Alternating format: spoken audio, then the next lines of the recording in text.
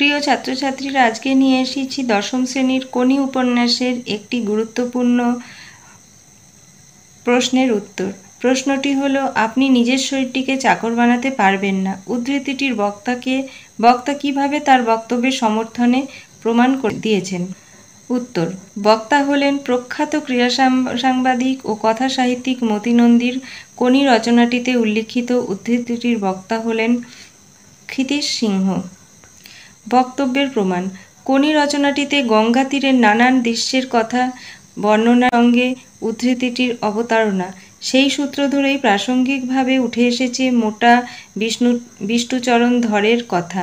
তাকে দলাইমলাই করতে ব্যস্ত একজন ম্যাসেঞ্জার।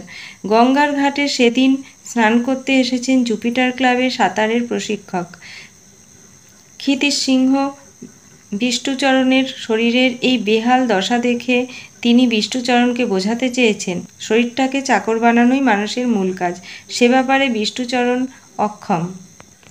ক্ষিতীশ তার বক্তব্যের সমর্থনে ডান কনুই শরীরে লাগিয়ে পিস্তল ধরার মতো হাতটা সামনে ধরেন। তিনি রীতিমতো চ্যালেঞ্জ ছুড়ে দেন বিষ্ণুচরণকে তার হাত নামানোর জন্য। ক্ষিতীশের হাতের শিরা উপশিরা দেখে বিষ্ণুচরণ স্তম্ভিত। শিরা উপশিরা গাঁট সমেত হাতটা শুকনো শিকড়ের মতো দেখাচ্ছে। ক্ষিতীশ তার হাতটা নামাতে বললে ফুলো ফুলো আঙুল দিয়ে ভীতু লোকটা কবজি চেপে ধরে নিচের দিকে চাপ দিল। নড়ল না 1 সেন্টিমিটারও। ঠোঁটে ঠোঁট কামড়ে বিষ্ণুধর জোরে চাপ দিল, কিন্তু হাতটা একই জায়গায়। বিষ্ণু সর্বশক্তি প্রয়োগ করল, তার কপালের ঘাম ছুটছে, তবুও হাতটাকে সে নাড়াতে পারল না।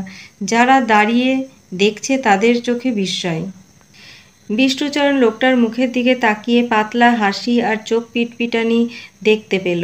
হাতটা নামাতে পারল না, শেষ পর্যন্ত হাল ছেড়ে দিয়ে ফোঁস ফোঁস করে নিঃশ্বাস নিতে লাগলো।